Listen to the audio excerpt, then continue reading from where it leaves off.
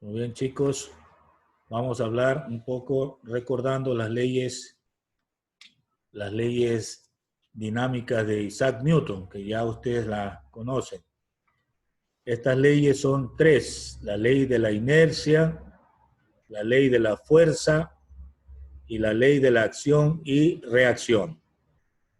Vamos a recordar en qué consiste cada una de ellas. La ley de la inercia se refiere a los cuerpos que permanecen en equilibrio o en movimiento rectilíneo uniforme.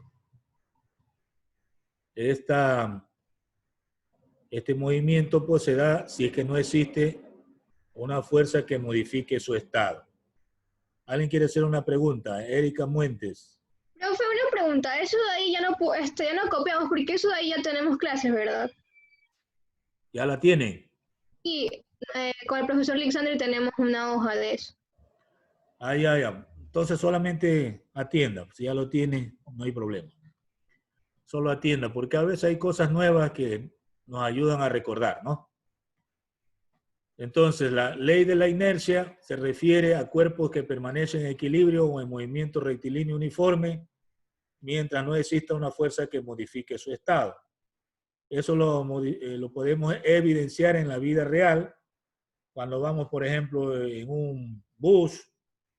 Ahí los pasajeros, entre uno y otro, pues se pueden estar viendo, y si el conductor frena, todos se van hacia adelante por efecto de esta ley, en virtud de que tienden todos a estar moviéndose.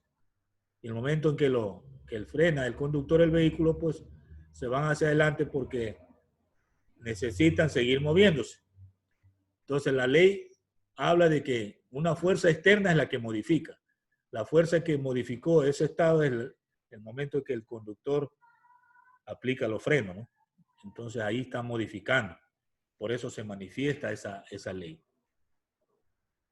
Mi Holguín está llegando, ya, correcto.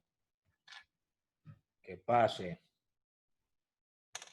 La ley de la fuerza es la segunda ley, se refiere a la fórmula F igual a M por A, masa por aceleración. Esta es la segunda ley que fue descrita por Isaac Newton. Y la tercera ley, la ley de la acción y reacción. Hay un dicho que dice de manera general la gente: a toda acción corresponde una reacción. Vamos a suponer que usted se dirige a abrir la puerta en patines. Para abrir la puerta usted aplica una fuerza a la puerta. Y una vez que usted aplique esa fuerza, la puerta le devuelve, haciéndolo retroceder o avanzar en sentido contrario. Lo mismo ocurre cuando usted quiere saltar a la orilla, una vez que anda en bote, a la orilla de un río, por ejemplo, anda en bote y quiere llegar ya a la orilla y saltar a tierra firme. El momento que salta, usted aplica una fuerza al fondo del bote hacia atrás, haciendo que el bote ruede hacia atrás. Y usted al saltar puede caer en el agua. Eso es acción y reacción. Y hay tantos ejemplos que les invito a leer.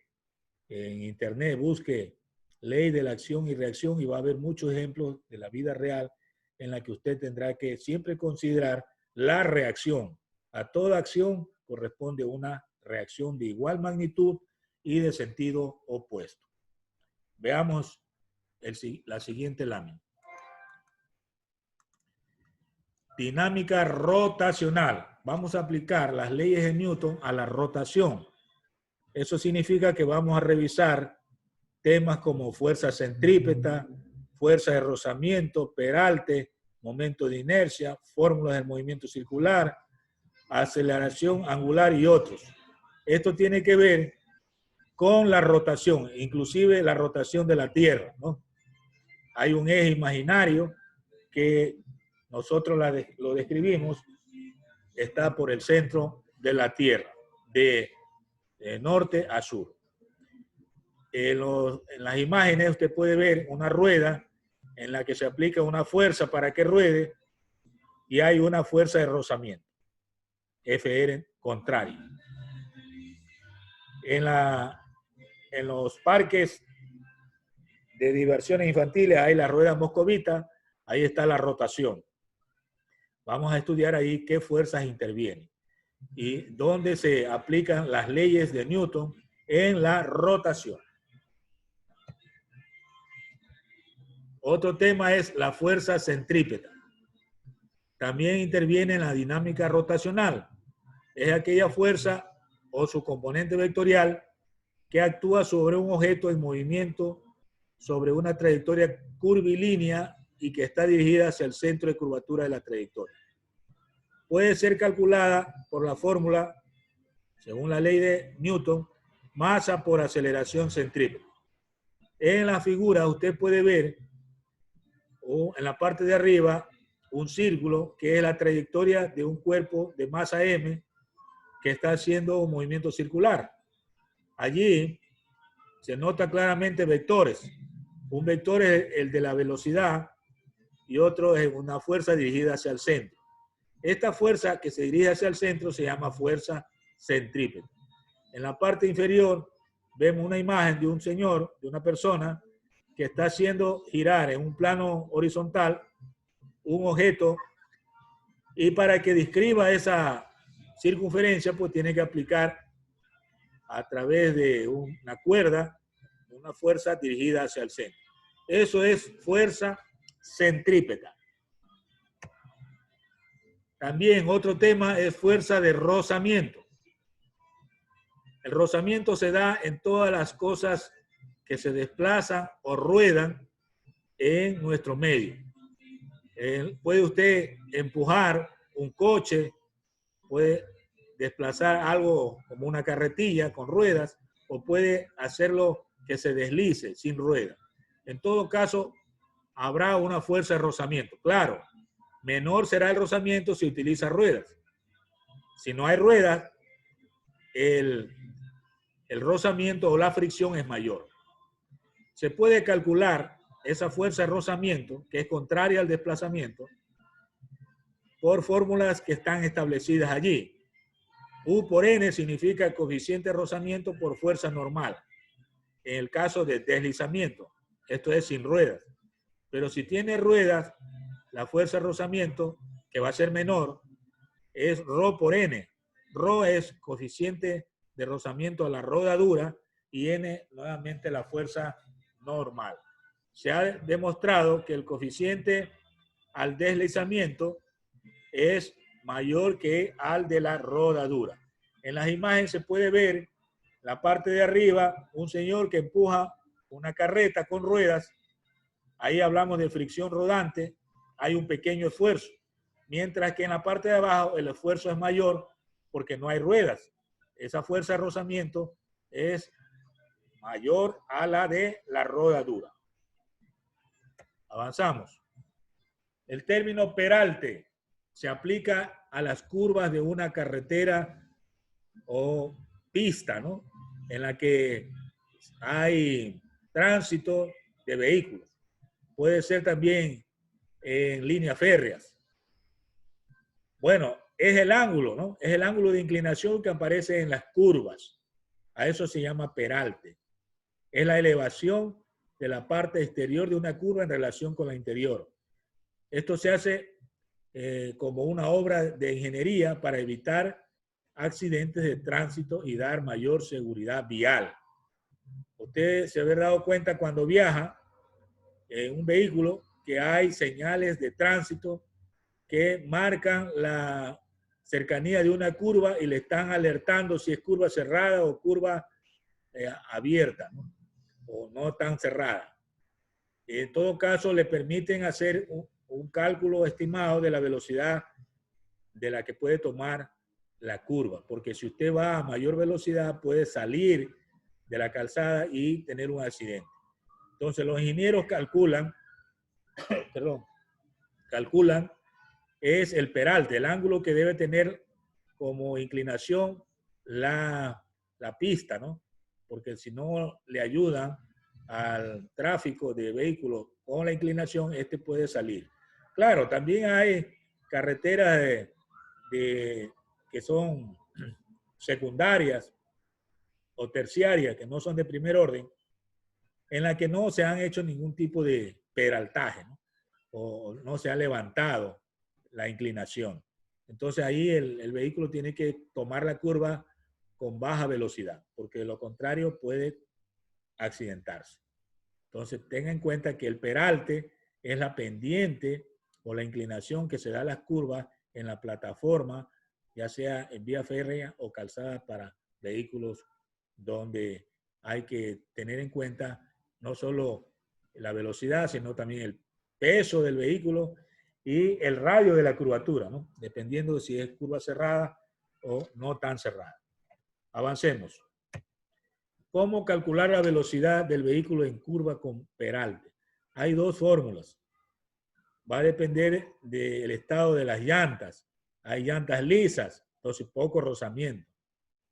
Y hay llantas que están en buen estado, entonces sí hay rozamiento. Si no hay rozamiento, o sea, llantas lisas, se aplica la primera fórmula, la que usted ve allí. Y si hay rozamiento, pues la segunda, la que está en la parte final. En todo caso, siempre se aplica el radio de curvatura, la gravedad y el ángulo del peralte. En la imagen usted ve un camión que está tomando una curva y en la que se ha desplazado el peso. Ya no está en forma, no es vertical, siguiendo la dirección de la forma del camión, está desplazado. Entonces hay la aparición de unas componentes vectoriales. Y si esas componentes vectoriales salen fuera del vehículo, o sea, ya caen fuera del descanso del vehículo o del apoyo del vehículo, el vehículo puede volcarse. Entonces, depende también de la velocidad al tomar la curva. Todas esas cosas se analizan cuando se realizan cálculos, especialmente en ingeniería civil o los que tienen que ver con la construcción en las vías. Otro término muy utilizado en dinámica rotacional es el momento de inercia. Está relacionado con la primera ley de Newton, ley de la inercia. Se entiende que de manera general la inercia es la propiedad de la materia de oponerse a cualquier cambio en su movimiento, ya sea en dirección o velocidad. El momento de inercia refleja, en todo caso, la distribución de la masa de un cuerpo o de un sistema de partículas en rotación respecto a un eje de giro. Ahí vemos, por ejemplo, el planeta Tierra, ¿no? Por efecto de la rotación, se cree que tiene forma de un ovoide, no de una esfera, porque la rotación permite que las partículas que estructuran la masa de la Tierra siempre tiendan a alejarse del centro, de tal manera que en la línea ecuatorial usted la tiene más alejada del centro que en los polos. El momento de inercia de un cuerpo depende de su forma, es más bien, podríamos decir, la distribución de la masa y de la posición del eje de rotación. En el caso de la Tierra, pues es un eje invisible, o sea, imaginario, que lo consideramos atraviesa, en este caso, la forma de la Tierra, en forma perpendicular a la línea ecuatorial. Aún para un mismo cuerpo, el momento de inercia puede ser distinto, si se considera ejes de rotación ubicados en distintas partes del cuerpo. Claro, si usted ubica en otra parte el eje de rotación, pues el momento de inercia va a ser diferente. En la imagen, usted ve algunas masas, masa 1, masa 2, masa 3, masa 4, que están en rotación a distintos radios. Entonces, si queremos calcular el momento de inercia, debemos aplicar la fórmula que está en la parte inferior, que significa momento de inercia igual a la suma de los productos de masa por radios al cuadrado. O sea, hay que multiplicar masa por radio, luego sumar, y todos esos productos nos dan el momento de inercia del sistema, del conjunto de masas que están en rotación. Algunas fórmulas que pueden aplicarse a cuerpos geométricos, dependiendo de dónde está el eje y cuál es su masa. Hay cuerpos como una varilla delgada con eje en el centro, entonces el momento de inercia se lo calcula multiplicando 1/12 de la masa por la longitud de la varilla al cuadrado. Ahora, si el eje se traslada a un extremo, ya la fórmula cambia, sería 1/3 de la masa por la longitud de la varilla al cuadrado. Si se trata de una placa rectangular con eje en el centro, hay una fórmula específica allí, y si se trata de un disco con eje en el centro, se aplica la fórmula 1/2 de la masa por el cuadrado del radio. Otros datos y fórmulas pueden encontrar en la página 54 del texto para aquellos que ya lo tienen, o también buscando en internet fórmulas para calcular momentos de inercia de algunos cuerpos geométricos. Les recomiendo que los que tienen el texto revisen la página 54. Recordatorio de algunas fórmulas de movimiento circular que ustedes ya la conocen, pero es bueno siempre hacer hincapié o hacer un recordatorio. Por ejemplo, aceleración centrípeta dividiendo la velocidad lineal al cuadrado para el radio. La velocidad angular, el ángulo sobre tiempo, 2pi sobre el periodo, o velocidad dividido para el radio. La frecuencia, el número de vueltas para tiempo, o el número de ciclos para tiempo. La frecuencia también se puede determinar dividiendo 1 para el periodo. La aceleración angular, la diferencia de velocidades angulares para el tiempo, el ángulo girado, multiplicando la velocidad angular inicial por tiempo, y a ese producto sumarle 1/2 de la aceleración angular por tiempo cuadrado. Y finalmente el torque, multiplicando el momento de inercia por la aceleración angular. Recuerden que torque también era fuerza por brazo, ¿no?, cuando vimos equilibrio. Bueno, esto es un recordatorio. Hay que resolver problemas aplicados más adelante.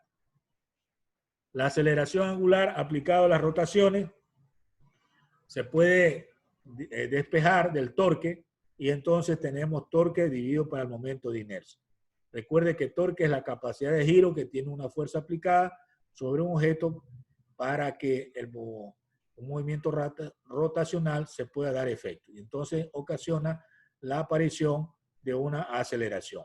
En la imagen usted puede ver un dispositivo que permite la dinámica rotacional y calcular la aceleración angular del sistema.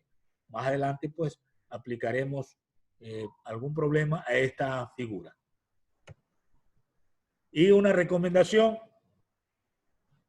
para aprender en casa, hoy que estamos celebrando el Día de la Lectura: dar lectura en casa de algunas reflexiones para aprender de sistemas inerciales, de sistemas no inerciales, fuerzas ficticias o aparentes, y en especial el efecto Coriolis, que tiene consecuencias inclusive en algunos fenómenos naturales a causa del movimiento de la Tierra o de la rotación de la Tierra.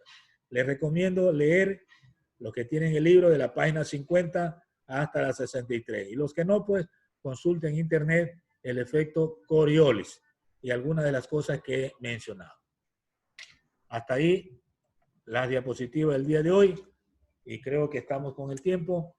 Vamos a hacer ejercicio en la próxima clase.